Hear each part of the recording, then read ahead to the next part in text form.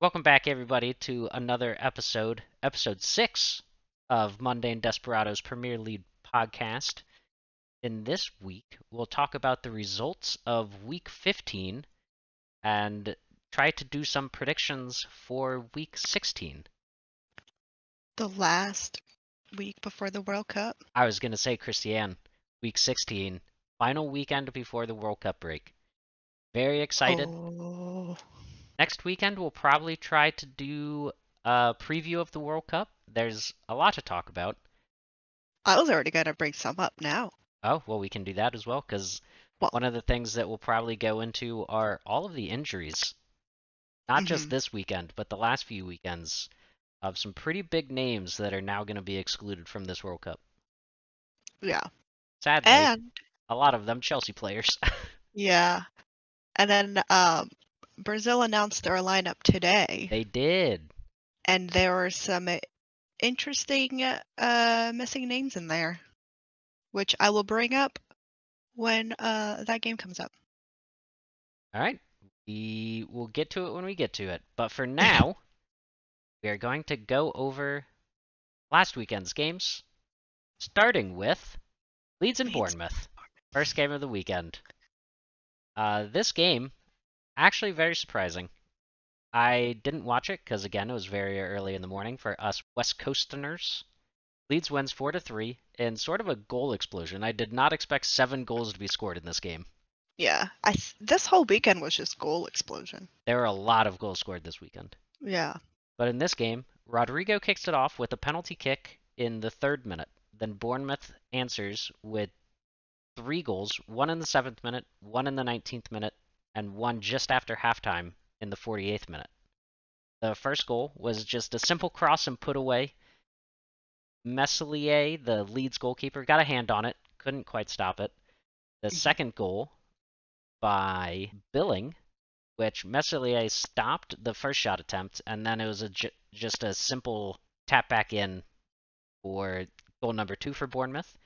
And the third goal to put Bournemouth up 3-1 just after halftime was actually a really pretty backflip goal by Solanke, the Bournemouth player. So they had a driving run in by Tavernier. I'm not sure how to pronounce any of these Bournemouth names because they're Bournemouth players. And then pass across the front of goal, backflicked in by Solanke. It was actually a really pretty goal. hmm And the fun fact for Bournemouth's 3 goals is Tavernier was involved in all 3 of them. He had a goal and 2 assists in this game. But sadly, didn't matter too much because Leeds then scores 3 unanswered of their own to pull ahead and win 4-3. The Leeds goals happened in the 60th, 68th, and 84th minute. The goal in the 60th minute was a beautiful curling shot outside of the box. The goal to tie the game in the 68th minute was a header from a corner kick. And then Somerville does it again in back-to-back game-winning weeks, scores in the 84th minute to put Leeds ahead 4-3. That sounds like a wild game. It would have been fun to watch, I think. It was very back and forth. The highlights were really Yeah. fun to watch. And it ended up being so Leeds dominated a little bit in the statistics of the games. They had 60% possession to Bournemouth's 40, and they had just about twice as many passes. hmm But it was very much a back and forth game. I think it would have been fair for Bournemouth to get a point out of this game, but Leeds took over in the second half. From the Yeah. 48th minute on, it was pretty much just Leeds pressuring the goal. Good Leeds for them. also 4 shots on target, scored all 4. Well, damn, that's a 100% stat. But in the prediction realm for Leeds and Bournemouth, Christiane, do you remember what you predicted in this game? Did I say a tie? No, you did not. You said Bournemouth was going to win. Didn't. I feel like you did too. I said Leeds. Ah, dang it. So starting off the weekend, I want to know Christiane is 0-1. Which brings us to the second game of the weekend.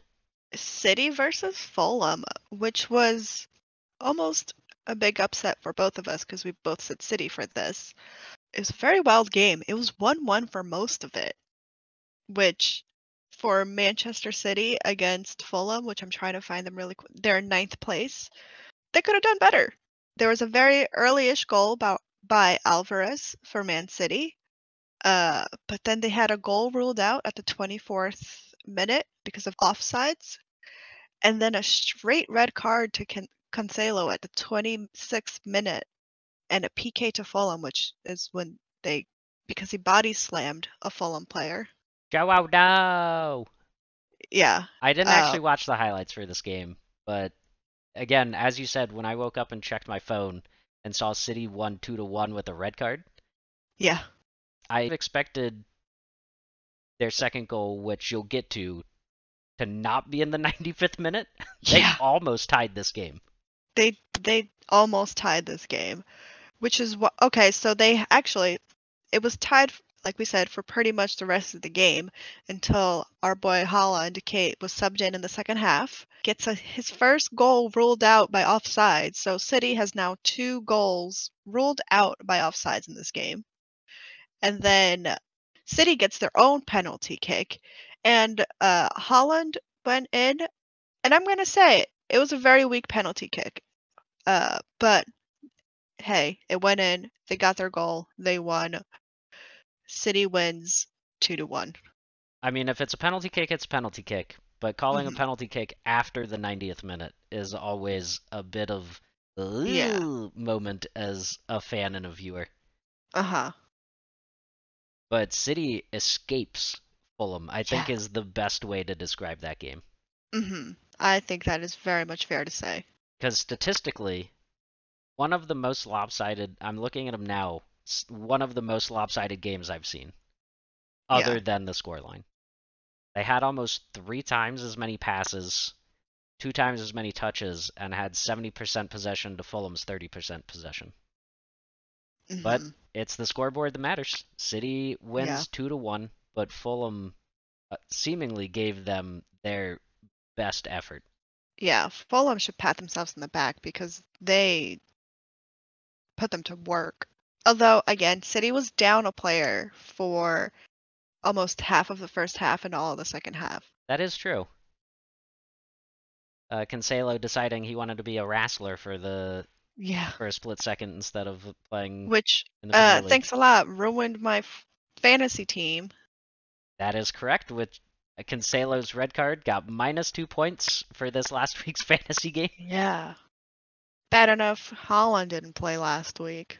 But with Haaland's goal, keeps him in first place, obviously, in the Golden Boot conversation, puts him at 18.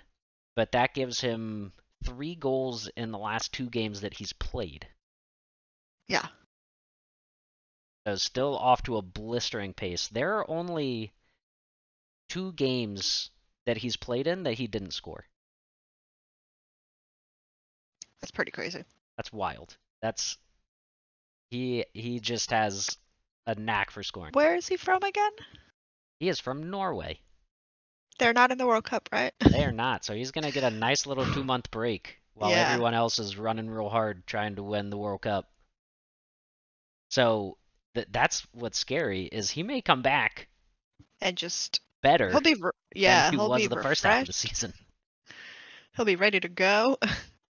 So as Cristiane said, prediction-wise, we both guess City. City wins 2-1. So I move to 2-0, and Cristiane moves to 1-1. A nice even number, 1-1. Which brings us to our next game of the Saturday, Nottingham Forest and Brentford. So Forest actually takes the lead in the 20th minute, up 1-0 on a curling shot from outside of the box. And a note that I put, Gibbs White, first goal for Nottingham Forest, which I guess good for him. Yeah. Brentford scored to level it up on a PK. Dean Henderson tries to come out of the box to close out a runner running through the box, trips him, penalty's called. I think it was the correct call. This happens again in the dying moments of the first half. So Brentford ties it up going into halftime. We're 1-1. Brentford scores again in the 75th minute on a ball played over the top, just catching Forest defense napping a little bit, and a chip shot to beat Henderson puts Brentford up 2-1. And then just a heartbreaker in the 96th minute, an own goal to level the game 2-2. Forest steals a point, Brentford heartbreaking to not get all three, and game ends 2-2.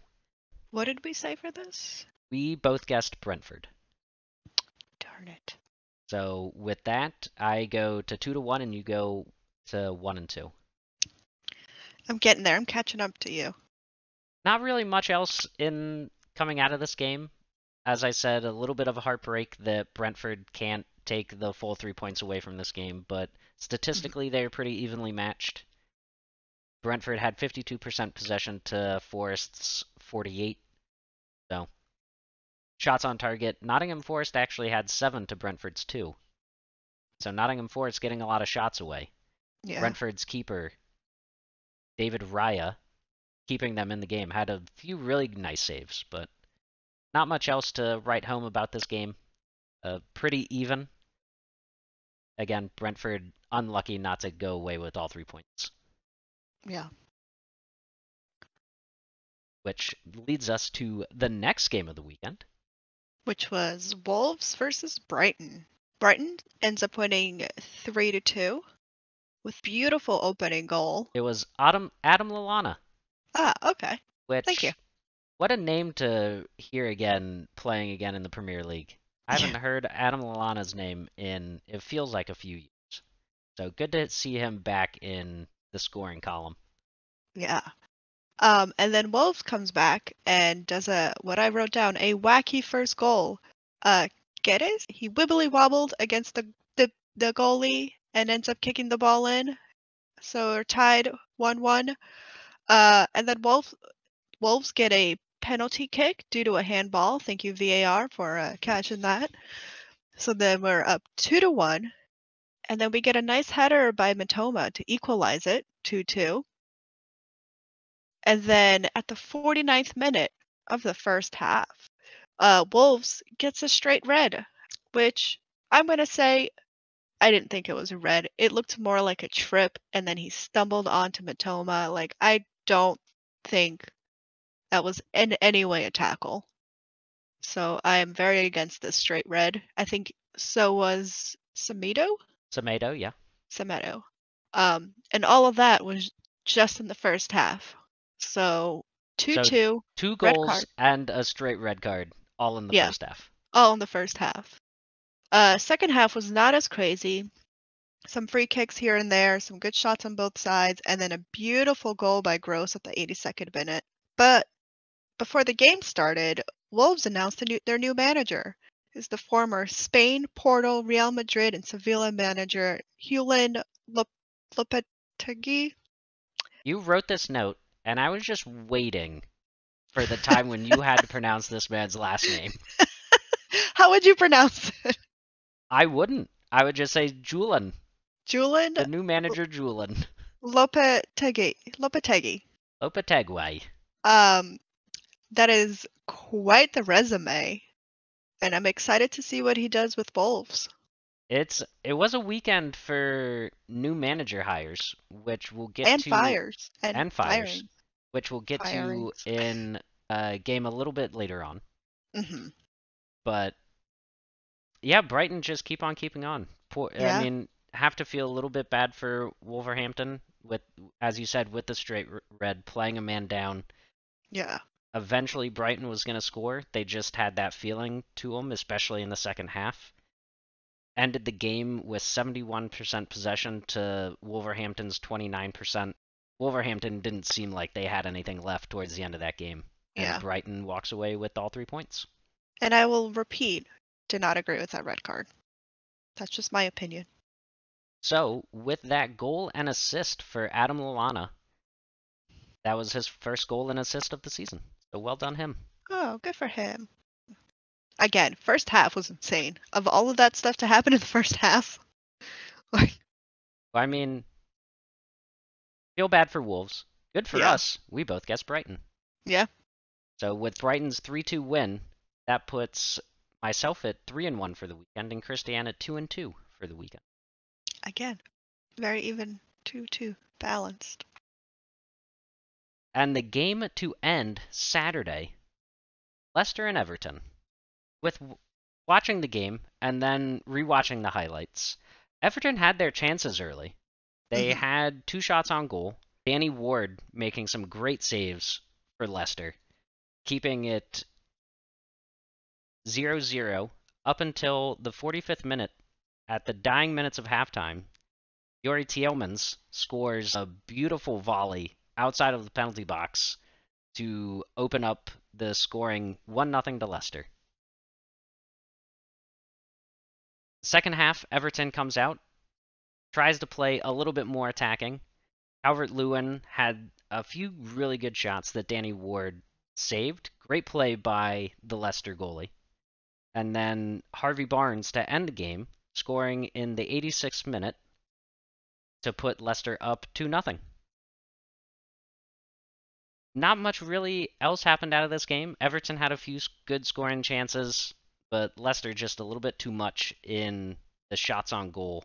Jordan Pickford didn't have a great game, but no one was stopping Tielemans' shot. And then Harvey Barnes had a pretty good scoring opportunity that he was just able to put away. Both goals assisted by James Maddison. Yeah, he was having a good game. He had a very good game. I was surprised he didn't actually score himself. But very even statistically, other than Leicester's 8 shots on target to Everton's 2. Leicester had 51% possession to Everton's 49%. So a very back and forth game, a very even game. Leicester just doing more with their opportunities, and Danny Ward having a few really good saves, a few really good clears to keep a clean sheet for Leicester. Also, I feel like we say it every week, but with this win, Leicester, again, out of the relegation zone. Nice. So, with that win, Leicester and Everton are now tied on 14 points, just separated by 1 in the goal differential, with Leicester at -2 for the goal differential and Everton at -3. Good for them. In this game, though, good for Leicester, not great for us. I had Bad for guessed us. Everton to win, and you had guessed a tie. Yeah. So with Leicester winning 2-0, we both get it wrong. I am now at 3-2, and you're at 2-3. Right. And that ends the Saturday slate of games. And brings us into, again, probably the biggest game of the weekend. Yeah. Very early Sunday morning. Arsenal and Chelsea. Take it away, Cristiane. Okay. So, surprisingly, not the massacre I thought it was going to be. So there's a slight silver lining there. But we both guessed it. Arsenal won. Sadly, yes. But just by 1 goal. 1-0. That was the game. There was lots of yellow cards. I feel like I counted it the other day, and it was like 7 or 8 cards, mostly towards Chelsea, I think. There were 7 yellow cards. Chelsea just didn't play convincingly. I mean, I think it was a pseudo-revenge game for both teams. Yeah. That's the thing, I don't remember Aubameyang leaving with much controversy around it. It seemed like a pretty amicable split at the time. Yeah. He just moved on to Barcelona, which any player would have done. So it was a little bit of a weird build-up, and maybe it was just the build-up for the States. Everyone loves a good revenge story in the States, so yeah. But I would have to imagine it was just for the market that we were watching. Yeah. But yeah, with Chelsea having so many injuries at this point, I just don't know if this is like the lineup that all of these players have been training and practicing. But that being said, you're a professional football player. You should be able to play with any lineup. That's like having a lot of injuries is no excuse for your team having a bad form. I mean, we say that. We still had mostly our starting backs with Chalobah, Silva, Azpilicueta, and Cucurella. Jorginho, Sterling, Mount, and Havertz still out of the midfield, with Loftus-Cheek finding a lot more playing time under Potter than he did with Tuchel. Hmm. and then with Aubameyang up front. So that's still a starting 11, and Mendy in the goal with Yeah. Kepa on the injury list now. That's Yeah, still a he's out starting until the 11 that new you year. expect to play. I mean, granted, it's Arsenal. I don't Yeah. think, certainly we didn't. We didn't go into this game expecting Chelsea to Hmm. score a ton of goals. But the fact that they only got one shot on target and 5 total shots in the entire game, not a great statistic that you want to see. And then Arsenal's goal came from a set piece. I think it was from a corner kick or a free kick, which is kind of a weakness for Chelsea. Like we're not good when it comes to set pieces. Um, Our set so, piece defense could be better. yeah. So could have been a better game for Chelsea, but I will take the 1-0 loss. It's not terrible. And then a huge congratulations for Thiago Silva for making the Brazil squad. That was announced today. Mm-hmm. Now we need to protect him. He cannot play in the next game because we need him in the World Cup. I did see the Brazil team that you sent me, Uh-huh. and just a bunch of old people playing defense. Danny Alves is like 39 years old. Mm-hmm. And Silva is 36. So let's Yeah. just call Brazil's defense experienced. Hmm. About that. But I will say, Danny Alves is a metal magnet. So with him on the team, we have a good chance. Even if he doesn't play, because let's face it, he'll probably be benched for a bit. You have a good chance. It's my conspiracy theory. I think I think next podcast, so a tease, we're gonna go through some of the World Cup squads as more of them are announced. But with Brazil's announced now, there are a bunch of players that are currently playing that will be representing Brazil. I mean, Martinelli and Jesus, two Hmm. other ones that made the Brazil World Cup squad. Yeah. So the predictions for this game, as we said, we both guessed Arsenal. So we were both correct, putting me at 4-2 and Cristiane at 3-3. Oh my God. I just keep going back and forth. Yes, there's a lot of flip-flopping throughout this entire weekend. But that leads us into the next Sunday game and another manager introduction. Unai Emery takes over Villa as they beat Manchester United 3-1. This was a shocker. I This was not was very surprising. but And actually not really because Man U has not been doing well and I'm not shocked that they lost to Villa. I think recently Manchester United's been playing better. I mean, their last 4 games before this, they tied Newcastle, which turns out a great result. Yeah. They beat Tottenham, which is a good result. They tied Chelsea, and then they beat West Ham. So 4 reasonable results for Manchester United, and then a 3-1 loss to Aston Villa. In this game, Villa just scored early and often. The first goal by Bailey beats De Gea in the 7th minute. The second goal was a world-class goal from ex-Everton defender, a free kick master, uh, Digne? I don't know, he's French. It was 4 minutes after Bailey's goal.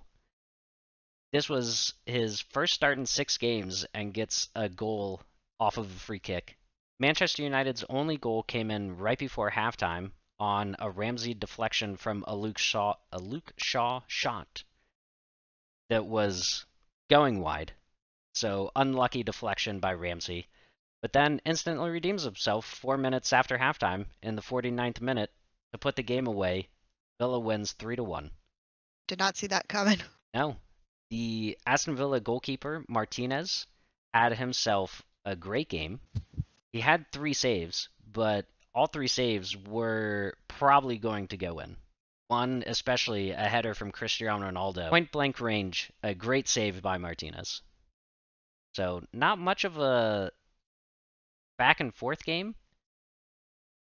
Aston Villa pretty dominant in the scoreline, with Manchester United only having 3 shots on goal. I mean, Villa only had 4, but Manchester United winning the possession battle 58% to 42% for Villa, but just not being able to find the back of the net. That's So Villa unfortunate. takes the win, 3-1, moves Aston Villa up into 13th. And Manchester United, with that loss, stays in 5th. Mm-hmm. Could be worse for them, but, stay nice Again, and consistent. another could be worse for them. For us predicting, we both guessed Manchester United. Yeah. So with that loss, I go to 4-3, and Cristiane goes to 3-4. Again, just another flip-flop.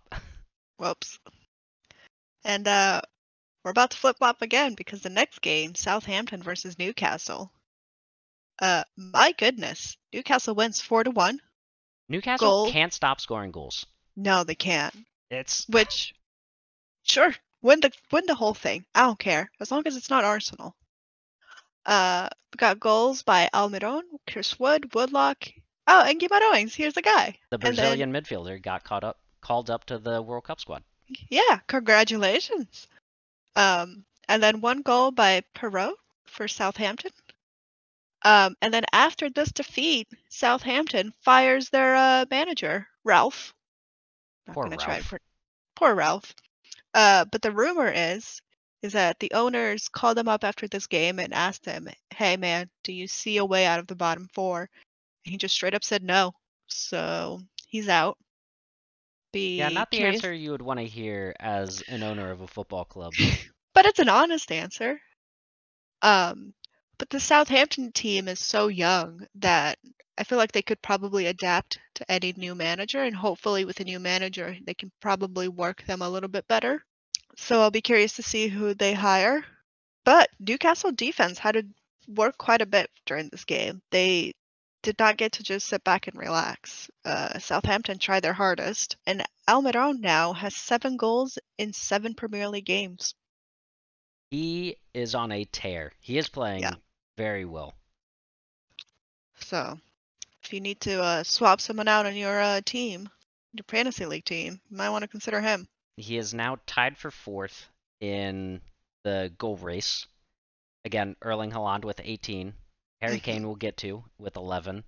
Alexander Mitrovic for Fulham with 9. And then Almiron sitting in 4th with 8. Tied with Tony from Brentford, also with 8. Yeah. But this game is sort of interesting. Newcastle wins 4-1. In their last 4 games, they've scored 11 goals. But if I just read the statistics without putting team names to them, Team A had 55% to Team B's 44%. Team A had 5 shots on target to Team B's 4 shots on target. And Team A had 16 shots to Team B's 7 shots. You would probably think Team A won. Yeah. But Team B won, because that was Newcastle. All 4 shots going in. Rough game for Southampton's defense. Yeah, I'll say. So in this game, as Cristiane mentioned, we had both predicted Newcastle. So both correct. I moved to 5-3, and Cristiane moves somehow back to 500 at 4-4. Yay!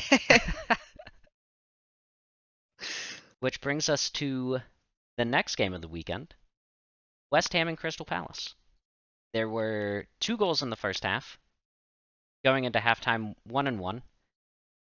Ben Rama scoring for West Ham on a fantastic goal from outside of the box, and Wilfried Zaha scoring for Crystal Palace. One of those prototypical Zaha driving. He's just a strong human being. Yeah. It's always been the thing with Wilfried Zaha that he's always in and out of games mentally, but when he wants to play, he can be a world-class midfielder. And this was one of those goals where we got to see world-class Zaha. West Ham won a penalty on a pretty soft call. Antonio driving towards goal, dives maybe a little bit. Yeah, maybe a lot of it. Ref calls a PK. Luckily, VAR eventually correct. Penalty overturned. I think it was the right decision. I don't think that was a earned PK by Antonio. But then in the 94th minute, comes to bite them back because Crystal Palace scores in the 94th minute on a beautiful, just rainbow arcing shot. That thing had to have gone at least 20 feet up in the air to just loop back down back into the net. Damn. I mean, at first, when I was watching the highlights of this game and watching back that goal, I thought he just launched it into outer space. And then it went in, and I was just sitting there. I was like, "Wait, how did he score that?" But it was one of those goals. It was a beautiful goal, and allowed Crystal Palace to walk away with all 3 points, 2-1. Nice. I think West Ham was unlucky not to get a point here. It Mm. was very back and forth. You can sort of see that in the statistics, but Crystal Palace just a little more aggressive, a little more taking the initiative, winning 2-1. For our Which predictions, we both said Crystal Palace. I had guessed a tie, because you got in my head, Christiane, and said that I hadn't Yeah. picked a tie yet this weekend, that I Yeah. had only picked people to straight out win. So I picked a tie, and you picked Crystal Palace. So with that, we are both 4-4. Oh man. To bring us to the last game of the weekend, Which we both got which we wrong. both got wrong.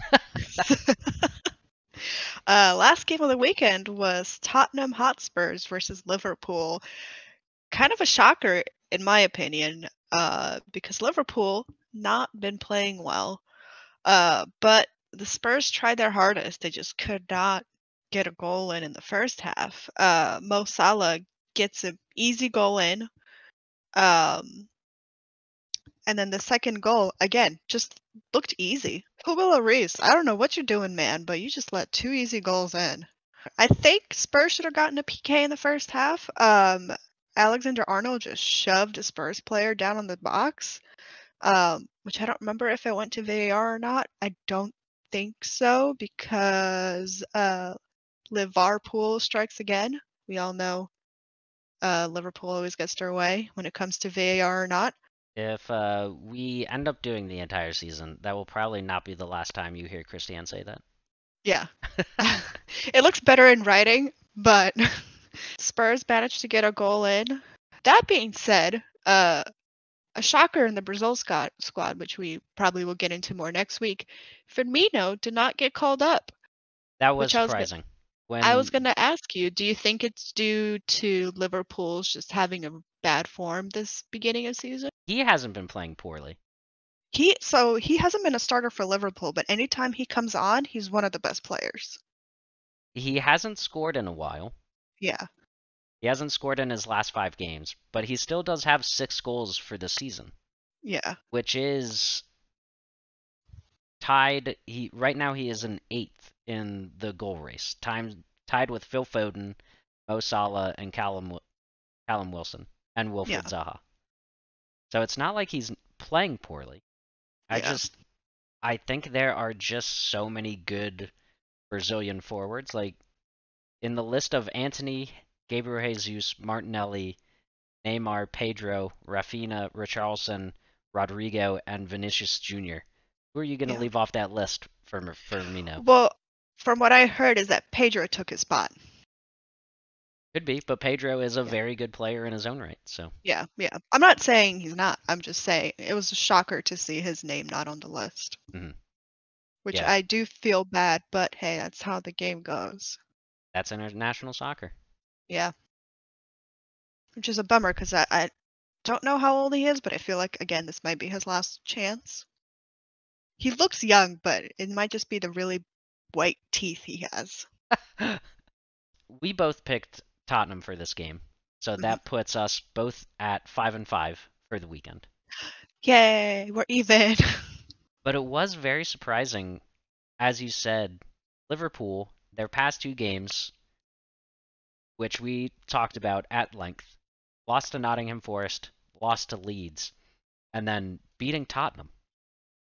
So Yeah. I don't know if that is Tottenham not playing well, or if that's Liverpool finally starting to find their form. Because with this win, moves them up into 8th place on 19 points, tied with Fulham. So now with that Tottenham's last 5 games, 2 wins and 3 losses. So Tottenham looking at a bit of shaky form. I mean, they've had some tough games. They beat Everton, they lost to Manchester United, they lost to Newcastle, they beat Bournemouth, and then they lost to Liverpool. So it's not like they've been playing knock 'em down games. Like, they've Yeah. been playing some pretty good teams, but I think just that stretch of games that they've had, they're looking for the international break to sort of take a step back and take a breather to Hmm. hopefully attack the back half of the season. We'll see. Yeah. So with the Spurs Liverpool game, that ends week 15 slate of games. With the results, that keeps Arsenal in first place with 34 points, keeps Manchester City in second place with 32 points, moves Newcastle United up to third with 27 points, drops Tottenham down to fourth with 26 points, Manchester United staying at fifth with 23 points, Brighton moving up to sixth with 21 points, Chelsea dropping down to seventh with 21 Oof. points, losing on goal differential with Brighton having a +5, Chelsea having a +1.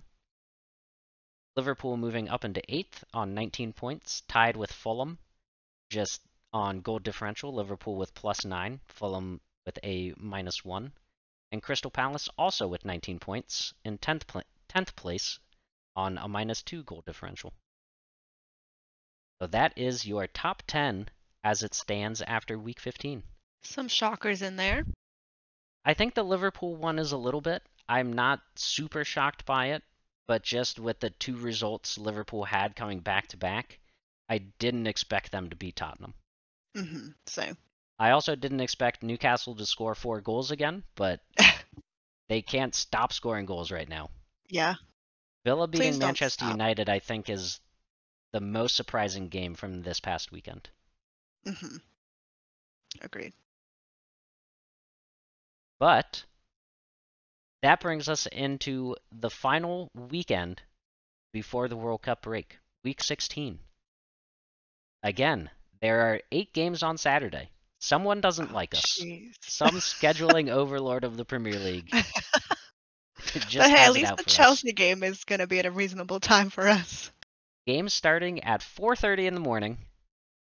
Manchester City and Brentford.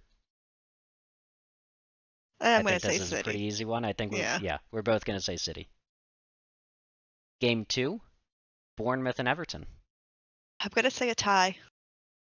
Right now, Bournemouth sitting in 17th place, Everton Hmm. sitting in 16th place. Yeah.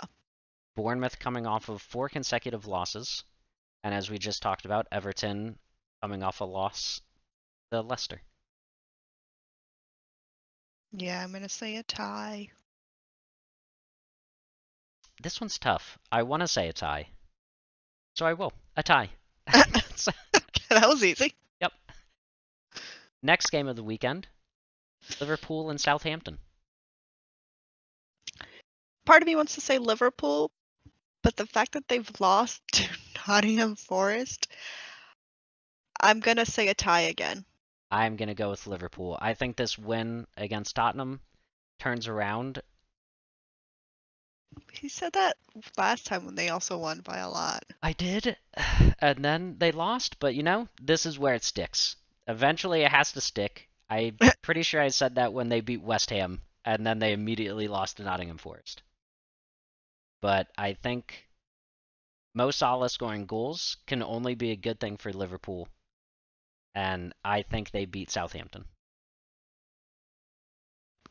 Southampton right now, with their loss to Newcastle, drops them down to 18th in the relegation zone with 12 points. So I will say Liverpool, and you will say tie. Hmm. Next game, Nottingham Forest and Crystal Palace. Crystal Palace. I will also say Crystal Palace, and it's also just hard to care.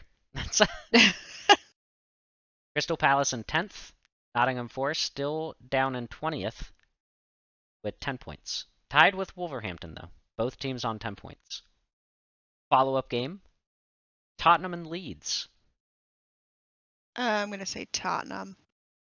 I will also say Tottenham, but Leeds coming off of two Yeah. surprising back-to-back wins against Liverpool and Bournemouth.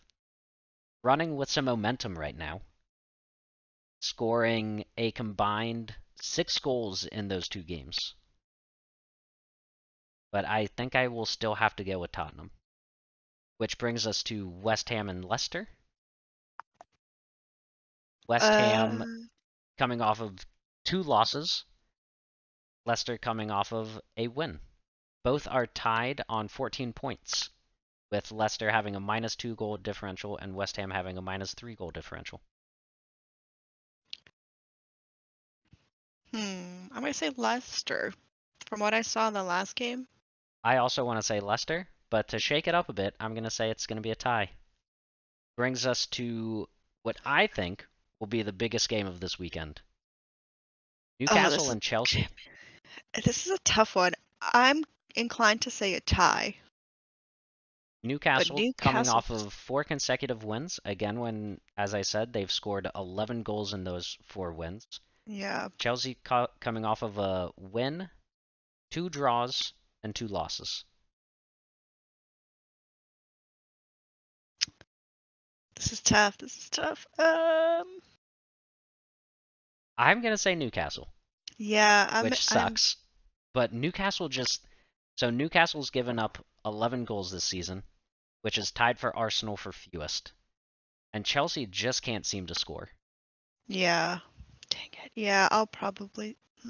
This hurts to say Newcastle, but I'll say Newcastle. Chelsea has by far and away the lowest goal scoring total of the Big Six teams, and only has scored more goals than one other team in the top 10, which is Crystal Palace. They've scored 17 goals this season. Crystal Palace has scored 15, and then Manchester United has scored 18, and then everyone else is in the 20s. So, I think I said this last week, until Chelsea can prove that they can score goals consistently, it's tough to pick them against top tier teams. Yeah. And so I think Newcastle's going to win. Which brings us to Wolverhampton and Arsenal. I mean, let's just both say Arsenal and move into Sunday. Yep. Sunday brings us 2 games. First game, Brighton and Villa. Brighton right now sitting in 6th. Villa, with their big win against Manchester United, sitting in 13th. I'm gonna stick with Brighton. I will also stick with Brighton. I would not be surprised if Villa pulls out a victory, but I'm going to stick with Brighton. Brighton on a 2-win roll, 1 against Chelsea and 1 against Wolverhampton. So I think they just have the momentum right now. That takes us to the final game of the weekend. Manchester United and Fulham. I'm gonna say Fulham. I'm going to say Manchester United. Oh boy, both coming off of losses. Again, Manchester United to Villa, Fulham to Manchester City. But Fulham, I will say, I'm picking Manchester United, knowing full well that Fulham played Manchester City perfectly. Yeah. So if they can play that way again against Manchester United, I don't know if Manchester United's going to win. I just don't know how easy it is to play that well in back-to-back games against 2 opposing teams like City and United. Oh, it's easy. Just Oh, do it again. yeah, just do the same thing, but better. Yeah. You don't even need to do it better. Man United is not great right now, so. That is true. Manchester United struggling a little bit. I won't say not good. They are still 5th. Yeah. But they are not playing as you would expect a Manchester United team to play. They are 7-2-4 with 4 losses and a -1 goal differential. So with that wraps up week 16 of the Premier League games. Yay. Last weekend before the World Cup. Next week's podcast, we are going to have a wrap up of the week 16 of the week 16 games, and then have our first World Cup cast. Sure. Then we will wrap up the Week 16 games, go over the winners and losers as we usually do, and then have our first World Cup cast, which Cristiane just said we're calling it. Yep. We're going to go over some of the squads, not all of them, because there are a lot, but the ones that we care about and we think will make an impact in the World Cup. And then we'll go over our group stage predictions. And then from there, we'll just be talking about lead up to the World Cup and some of the group stage games. So Yeah. I'm very excited. I'm pumped. I cannot So wait for the excited. World Cup. I can't wait to see who makes which team. Yeah. I think that's what everyone's sort of waiting on now. And I'm interested to see if we ever have another Winter World Cup. I'm going to say no because of just everything that's been happening, like injury-wise. Mm-hmm. It's been tough having the World Cup be in the middle of the European season because a lot of very prolific athletes are not going to be able to play in the World Cup. Yeah. I mean, you just look at France with Paul Pogba and Conte being out. Those are two backbone players for France that are going to miss out on this year's World Cup. Yeah. And I could see a lot of the international football federations putting their foot down and being like, this isn't happening again. Mm-hmm. And with England, recently with James and Chilwell being out. Mm-hmm. But we're getting ahead of ourselves. Yeah. If you want to hear more, come back next week. But until then, we're glad you came back for episode 6. Please comment, like, and subscribe. Do the YouTube things. All the YouTube things. Do the YouTube things. If you think we got anything wrong or right, tell us in the comments. We're used to it. I tell Cristiane she's wrong all the time. I tell Sean he's wrong all the time. Thank you for coming back for week 6, and we look forward to having you back next week. Until then, have a good weekend of watching Premier League football. Yeah, 8 games in one day. Easy. Doable. Let's go. I don't have that many screens anywhere near me. You just need different tabs and then put like 4 on each monitor. Bye-bye. Bye.